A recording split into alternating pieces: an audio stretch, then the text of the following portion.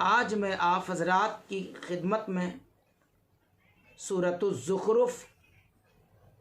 کی آیت نمبر 66 کے حوالے سے کچھ خاص گفتگو کرنا چاہوں گا،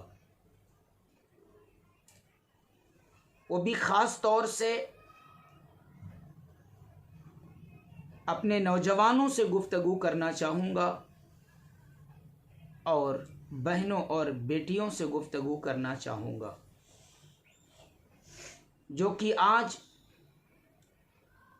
دوستیاں کرتے ہیں، لوگوں سے ریلیشن بناتے ہیں، پر یہ نہیں جانتے کہ دوستی ہمیں کن لوگوں سے کرنی چاہیے، تعلقات ہمیں کن لوگوں سے بنانی چاہیے۔ ہم نے تعلقات کو شاید ایسے ہی دنیاوی ایک طبعی خواہش کی تکمیل کے لیے جانا، اسے کبھی ہم نے آخرت کے نظریے سے نہ سوچا۔ اگر ایسا ہے تو آپ کی غلطی ہے۔ آج میں آپ کو یہی بتاؤں گا، دوستی شریعت نے اس کی بڑی اہمیت بتائی ہے، دوستی بڑی مفید ہوتی ہے۔ قرآن کریم کی سورہ زخرف کی آیت نمبر 66 میں اسی کا ذکر کیا گیا ہے۔ اس آیت کے تحت حضرت علی شیر خدا کرم اللہ تعالی وجہ الکریم تفسیر بیان فرماتے ہیں کہ دوست دو طرح کے ہوتے ہیں، دو اچھے دوست، دو برے دوست، دو مومن دوست، دو کافر دوست، دو صالح دوست، دو فاسق و فاجر دوست، اور دونوں کی دوستی میں کیا نفع ہے کیا نقصان ہے، بس یہی آج آپ کو سمجھانا چاہوں گا۔ دو نیک دوست جب اس دنیا میں ایک دوسرے کے ساتھ نیکیوں کی زندگی گزارتے ہیں، صالحیت کی زندگی گزارتے ہیں، نماز و تلاوتوں کی زندگی گزارتے ہیں، پھر ان میں سے جب کوئی ایک انتقال کرتا ہے اور قبر میں پہنچتا ہے، اس کا حساب و کتاب ہوتا ہے، اللہ پاک اس کی نیکیوں کا بہترین اجر دیتا ہے، اور فرشتے اس سے کہتے ہیں سو جا، تو قبر کی وادی میں ایسے سو جا جیسے کہ دلہن سہاگ رات میں سوتی ہے۔ تب وہ صالح دوست ایک آواز لگاتا ہے، خالق و مالک کی بارگاہ میں عرض کرتا ہے، مولا تو نے مجھے یہ ساری نعمتیں عطا فرمائی، پر میری ایک دعا قبول فرما لے۔ میرا ایک دوست تھا جسے میں زمین پر چھوڑ آیا ہوں، میرا ایک دوست تھا جس کے ساتھ میں نمازوں کے لیے جاتا تھا، جس کے ساتھ تلاوتوں کے لیے جاتا تھا، جس کی معیت اور رفاقت میں رہا کرتا تھا، مولا اسے روئے زمین پر چھوڑ آیا ہوں۔ جو نعمت آج تو نے مجھے قبر میں دی ہے، میرے اس دوست کو بھی دینا، کبھی وہ گمراہ ہونے نہ پائے، مجھ سے بچھڑنے کے بعد کہیں وہ بھٹکنے نہ پائے، اے اللہ تو اسے اپنی آغوش رحمت میں رکھنا۔ سوچے کتنی بڑی بات ہے۔ پھر یہ نیک دوست بھی جب انتقال کرتا ہے تو اللہ پاک ان دونوں کو ملا دیتا ہے، اور اس کے برعکس جب آدمی لکھے لفنگوں سے دوستیاں کرتا ہے، گلیوں میں آوارہ پھرنے والے چھچوروں سے دوستیاں کرتا ہے، فاسق و فاجروں کے ساتھ اپنی ریلیشن بناتا ہے، دونوں مل کے گناہ کرتے ہیں،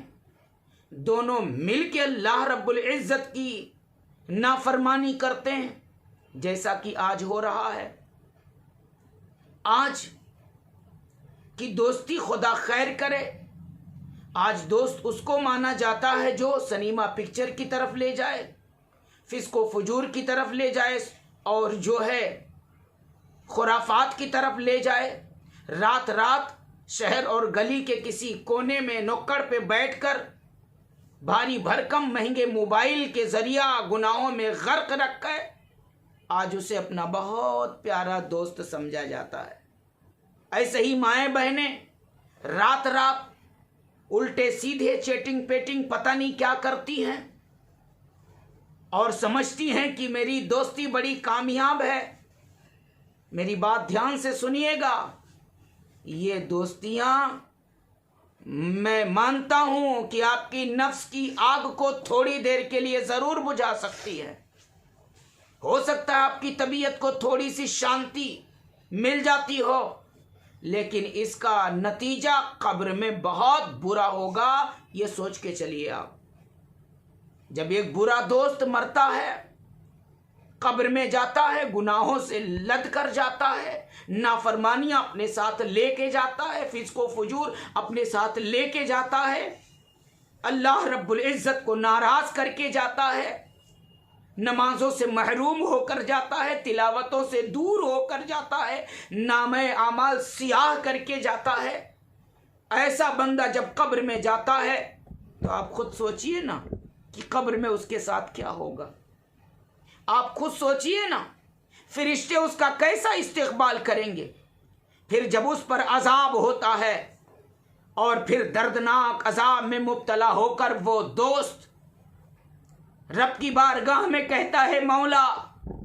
میری بدعملیوں کی جو سزا تو نے آج مجھ کو دی ہے، میرا ایک دوست تھا جو ان بدعملیوں میں میرے ساتھ رہتا تھا، مولا اس کو بھی یہ دن دکھانا جو آج تو نے مجھے دکھایا ہے۔ اللہ اکبر کبیرہ۔ پھر یہ دوست زمین پر بھٹکتا رہتا ہے اور قبر میں پہنچتا ہے تو وہ بھی اسی دردناک عذاب میں مبتلا رہتا ہے۔ اس لیے میرے دوستو، دوستی کرو، مگر ایسی دوستی کرو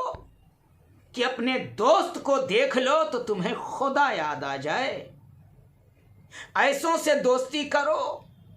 جن سے ملاقات کر لو تو دل باغ باغ ہو جائے، کچھ ہدایت مل جائے، اللہ اور اس کے رسول کی کچھ بات ہو جائے۔ یہی تعلیم ہمیں قرآن کریم دیتا ہے، یہی تعلیم ہمارے نبی نے ہمیں دی ہے۔ اور آج سورہ زخرف کی ایک آیت کے حوالے سے آپ کا یہ خادم آپ کو دوستی کی کچھ معیار بتانا چاہتا ہے۔ اگر آپ چاہتے ہیں کہ چند دن کی یہ فانی زندگی گزارنے کے بعد ہزاروں سال قبر میں آرام سے سوئیں، اللہ کی رحمتوں سے سرشار ہو کر سوئیں، جنت کی ٹھنڈی ٹھنڈی ہواؤں میں سوئیں، اگر یہ چاہتے ہو تو اچھے بنو اور اچھوں سے دوستی رکھو۔ یہ میرا آج کا پیغام ہے۔ اللہ رب العزت کی بارگاہ میں دعا ہے مولا تعالی ہمیں اپنے محبوب علیہ السلام کے صدقے میں اچھا بنائے اور اچھوں کی رفاقت عطا فرمائے۔ جاگنا ہے جاگ لے، افلاک کے سائے تلے، حشر تک سونا پڑے گا خاک کے سائے